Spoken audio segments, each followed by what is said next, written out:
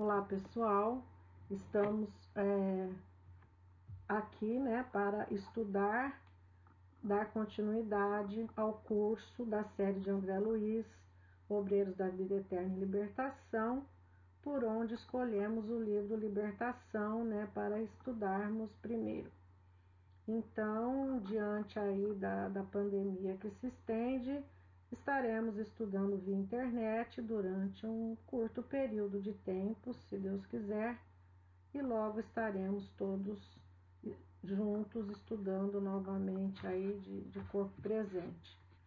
Mas enquanto isso não se estabelece, nós vamos toda quinta-feira, no horário do nosso curso, fazer o nosso estudo para estarmos conectados, de coração e de alma, e continuarmos aí persistente em busca do nosso amadurecimento espiritual. Então vamos fazer uma prece para iniciar os estudos de hoje.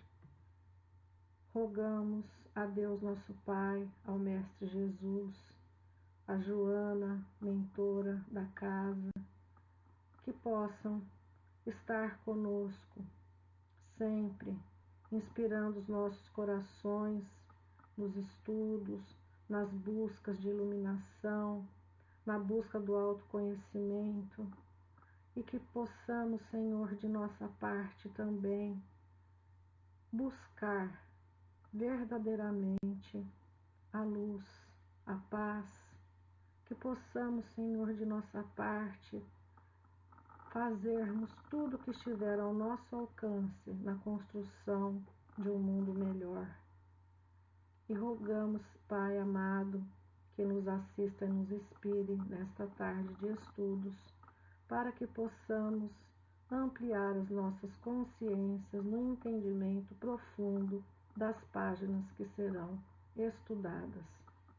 Esteja conosco, graças a Deus.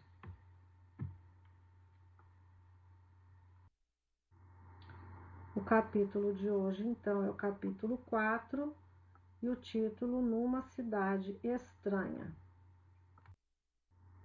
Bem, antes de entrarmos no capítulo 4, vamos rememorar o final do capítulo 3, que é muito importante aí para o desenrolar dos acontecimentos que estaremos acompanhando na trajetória do livro, Então, a materialização de Matilde, que é um espírito de luz de alta hierarquia, ela vem falar com Gúbio do sofrimento e das preocupações dela, que há séculos procura ajudar o espírito de Gregório, de quem ela foi mãe em eras remotas e a quem ela é ligada por profundos laços afetivos. Ela explica que Gregório aliou-se a gênios cruéis e desempenha hoje na cidade das trevas, o chefe de falange de centenas de espíritos cristalizados no mal. E que apenas há 50 anos ela já vem conseguindo se aproximar mentalmente dele, porque existem momentos em que ele está com tédio, ele já está se sentindo cansado, ele está sentindo que aquilo lá já não traz verdadeiramente nada para ele. Então, através desses momentos é que a Matilde consegue ali chegar um pouco mais próximo desse espírito tão arraigado às trevas e ao mal, E ainda no desenrolar, de toda essa trama, nós vamos também encontrar aí o personagem de Margarida, que foi filha de Gúbio, e que ela se encontra imantada a Gregório também por teias escuras do passado. Então serão aí personagens importantes que nós estaremos buscando entender aí nos capítulos seguintes, Então, Gúbio e Margarida e todo o contexto que envolve esses dois espíritos, que serão o foco agora das buscas de ajuda a que Gúbio, André e Eloy se colocaram para ajudar. Iniciando o capítulo 4, continuamos com as narrativas de André. No dia imediato, pusemos-nos em marcha. O instrutor informou-nos de que teríamos apenas alguns dias de ausência, que além dos serviços referentes ao encargo particular que nos mobilizava, entraríamos em algumas atividades secundárias de auxílio técnico em missões dessa natureza. Afirmou que nos admitira num trabalho que ele poderia desenvolver sozinho, não só pela confiança em que nos depositava, mas também pela necessidade da formação de novos cooperadores especializados no Ministério de Socorro às Trevas. Ele esclareceu que estava na companhia dos dois companheiros, né, André e Eloy, e que eles pudessem também se especializar nesse trabalho de socorro às trevas tão necessários ainda no contexto do nosso planeta de provas e expiações.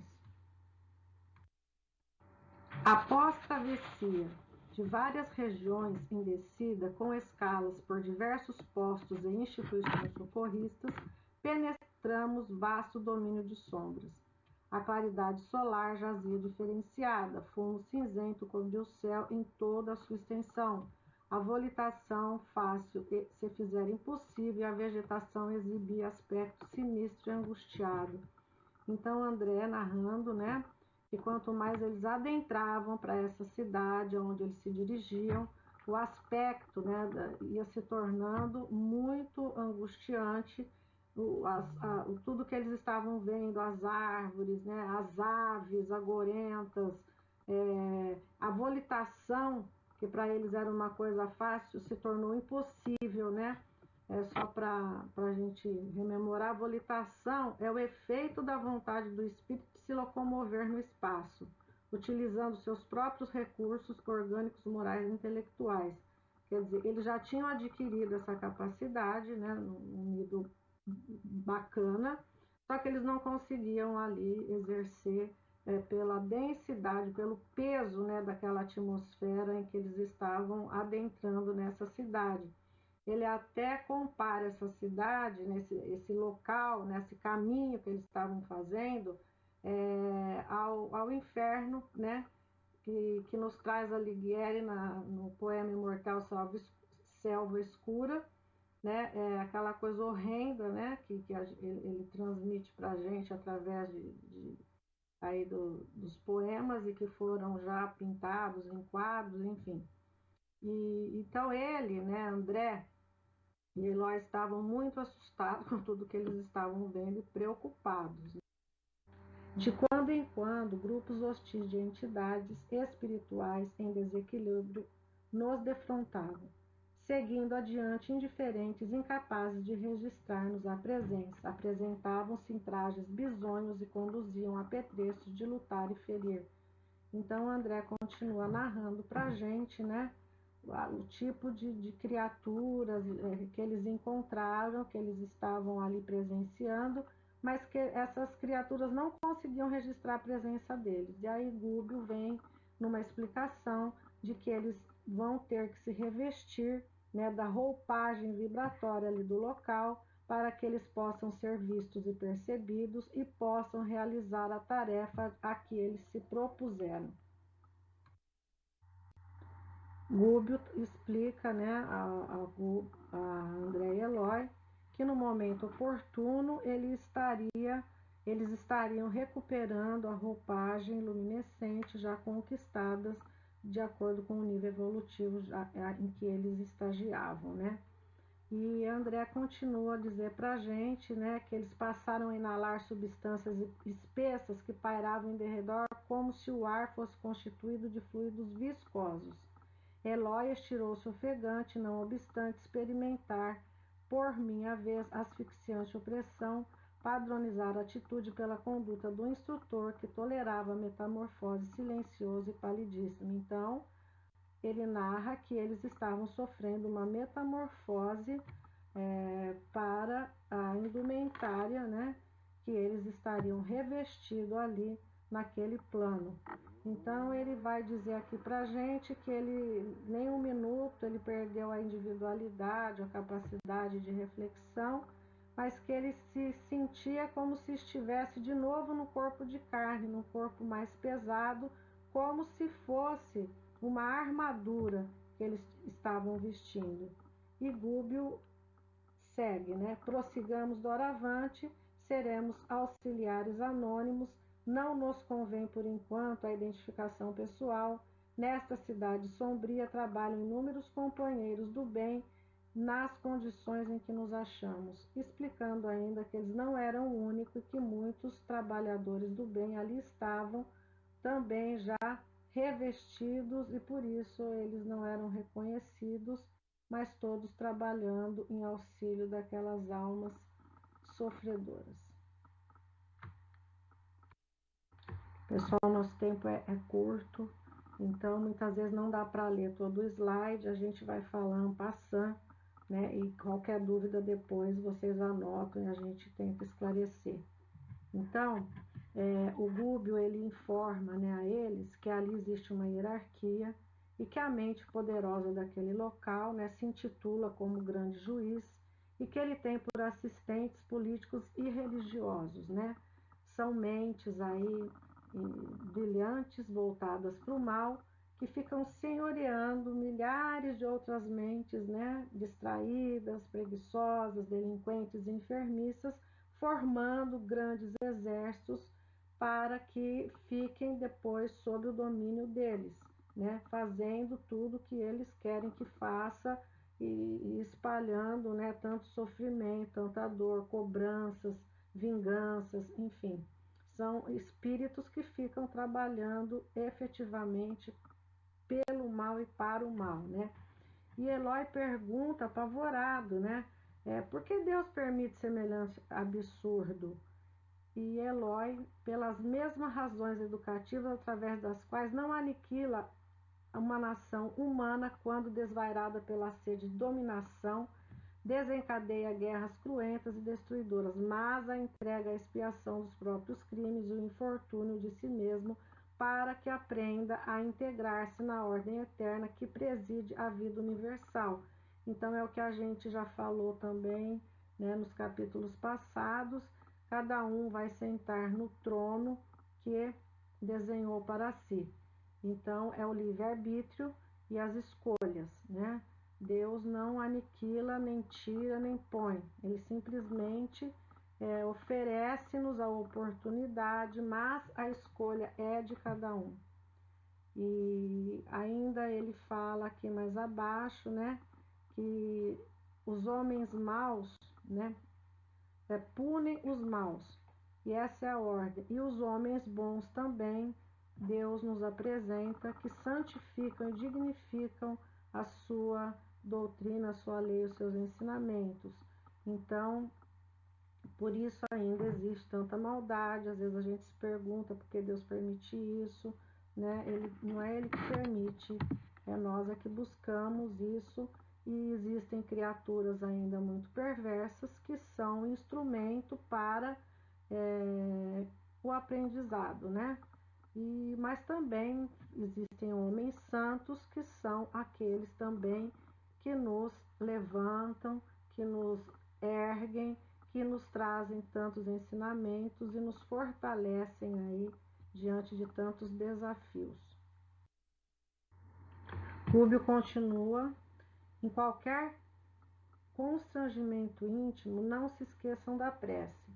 É de hora em diante o único recurso de que dispomos a fim de mobilizar nossas reservas mentais superiores em nossas necessidades de reabastecimento psíquico.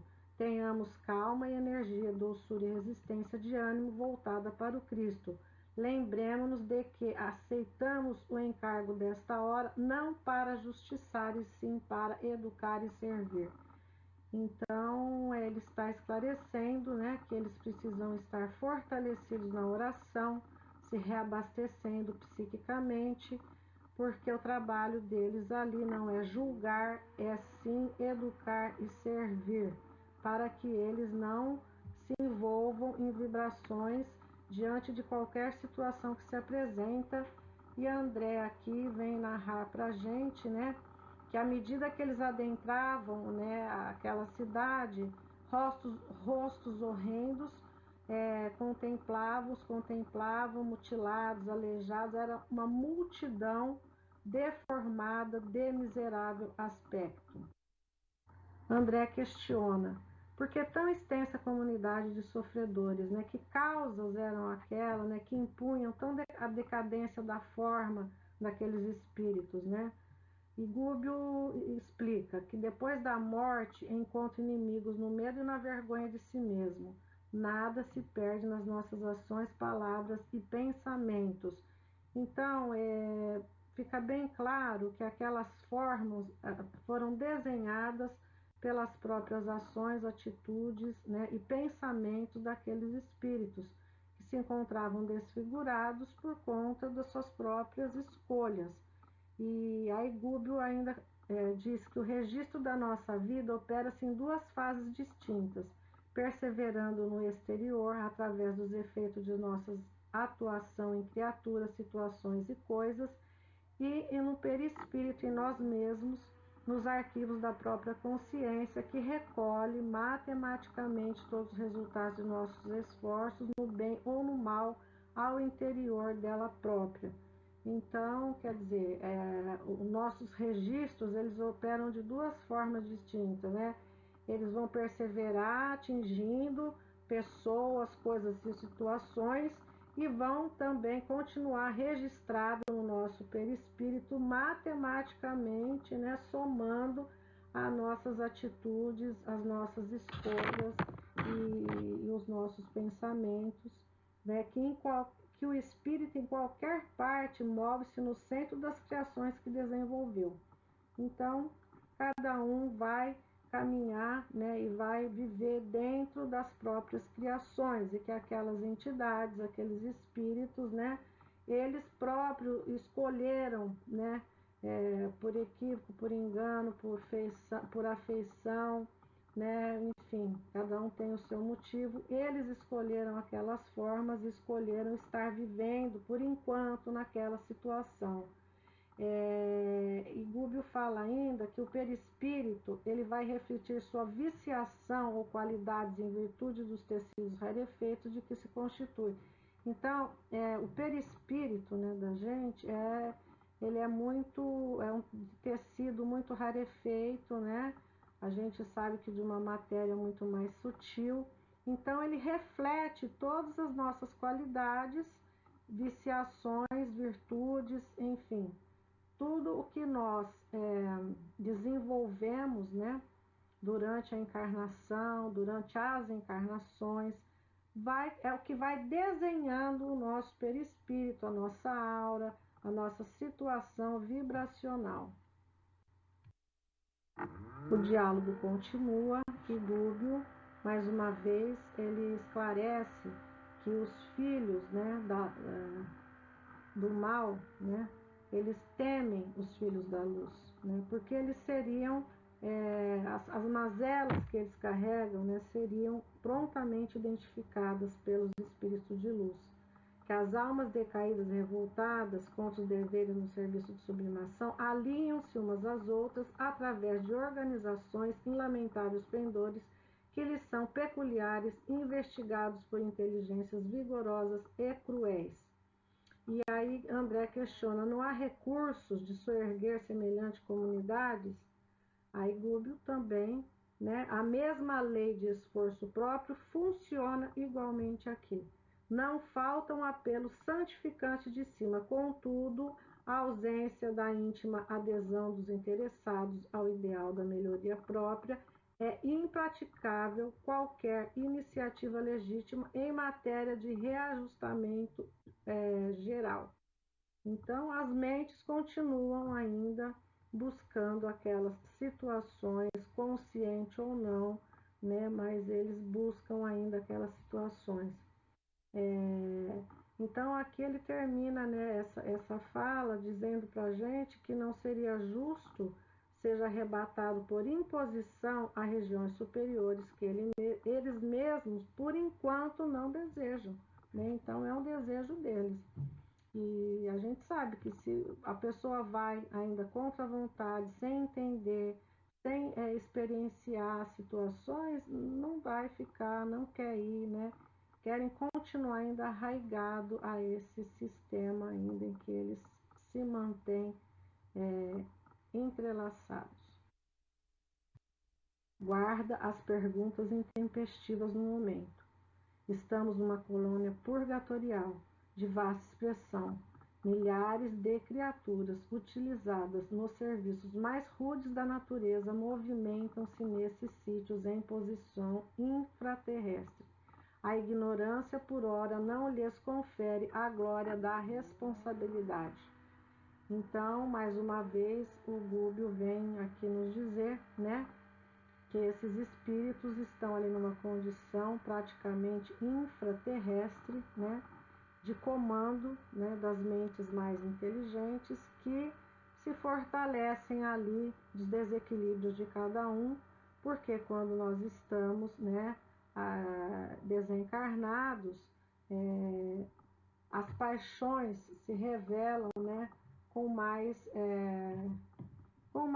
verdade, e principalmente nesses lugares onde os espíritos, né, essas mentes maldosas e inteligentes, ficam procurando, né, escravizar esses espíritos. Então eles reforçam a desarmonia que eles carregam, e então essa atividade mental marca o perispírito, trazendo tantas deformidades e tantas formas assim assustadoras.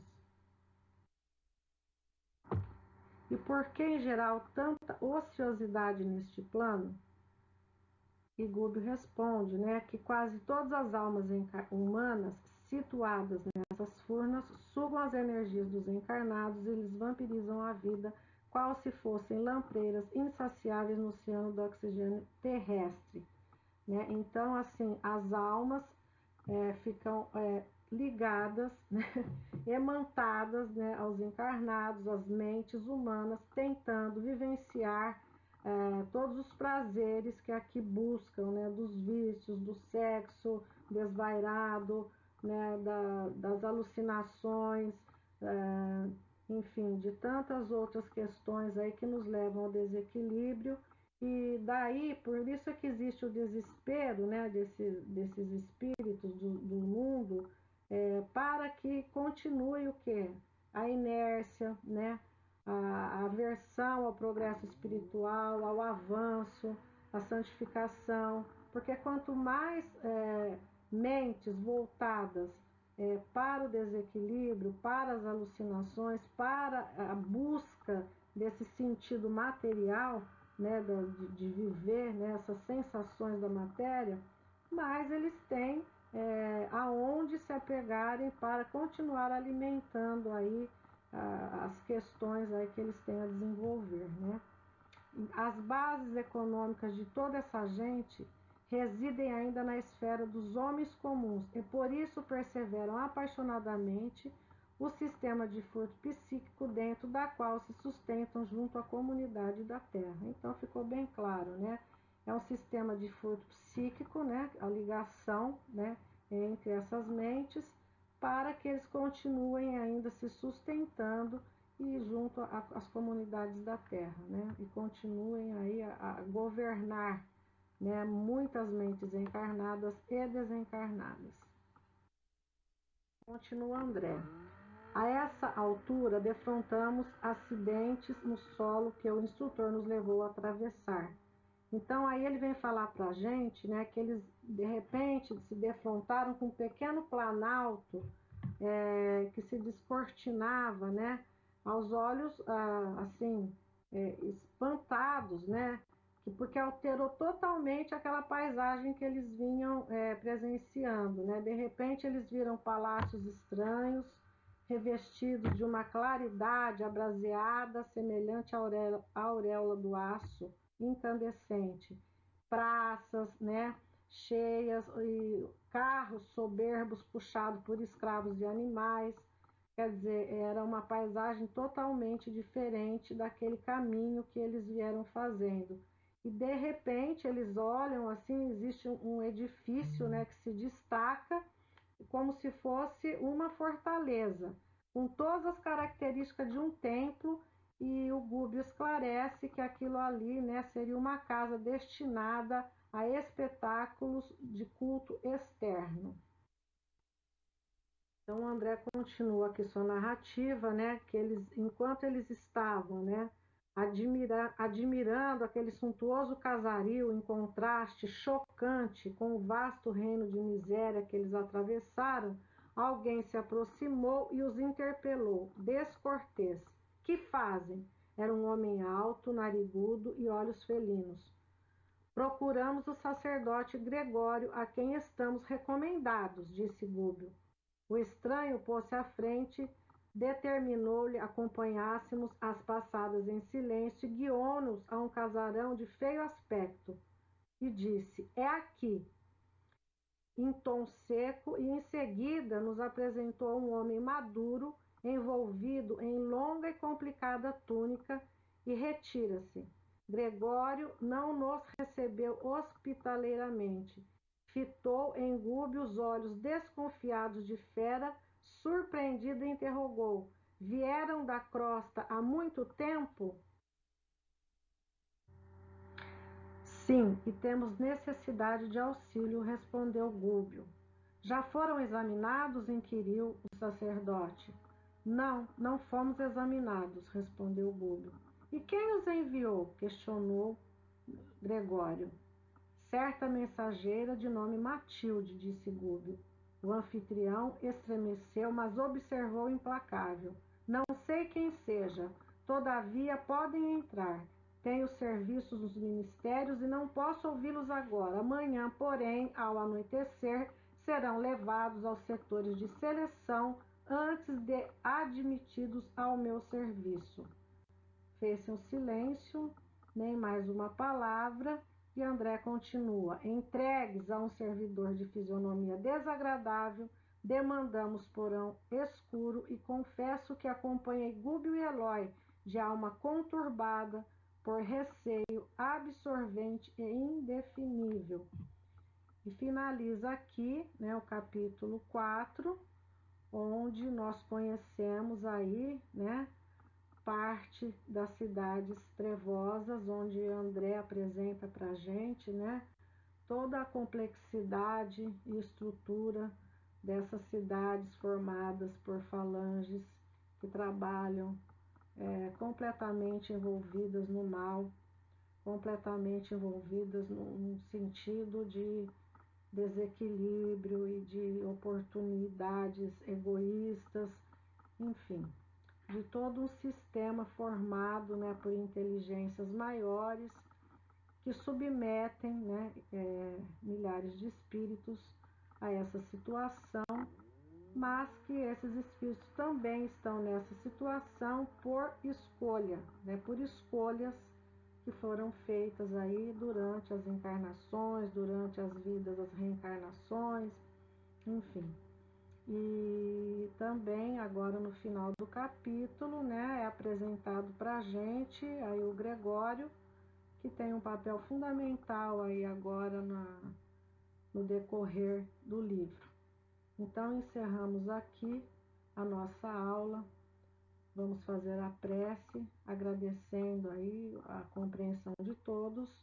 Diante de algum equívoco, por favor, nos desculpe, porque estamos aí aprendendo a fazer as gravações, aprendendo a lidar com essa maneira da realização das aulas para que a gente possa continuar conectados e sempre em pensamentos de muita gratidão e amor a Deus. Vamos realizar então a nossa prece para finalizar a aula. Juntamente com a prece, gostaria de ler uma mensagem do livro Alegria de Viver, de Divaldo Franco e Joana de Ângeles, para darmos o encerramento final ao nosso curso. A aflição pode destinar-se ao mistério de prova e expiação. A prova avalia, examina e promove. A expiação trabalha, reeduca e resgata. A prova não tem necessariamente uma causa negativa, portanto, pode também representar um apelo do espírito para granjear títulos de enobrecimento, depurando-se a pouco e pouco. A expiação tem sua gênese no erro, impondo-se como condição fundamental para a aquisição de débitos contraídos. A prova é escolha pessoal, enquanto a expiação é inevitável e sem consulta prévia. Bendiz as tuas provas e elege a ação do bem como técnica de crescimento para si mesmo. Agradece a expiação, por mais ásperas se te apresentem, porquanto elas te propiciam a conquista do equilíbrio perdido, auxiliando-te a recompor e a reparar. Seja qual for o capítulo das aflições em que estagias, reconforta-te com esperança, na certeza de que, suportando-as bem, amanhã elas te conduzirão títulos de luz encaminhados à contabilidade divina, que então te alforriará de condições de precito e devedor, conduzindo-te à plenitude de paz, completamente liberado.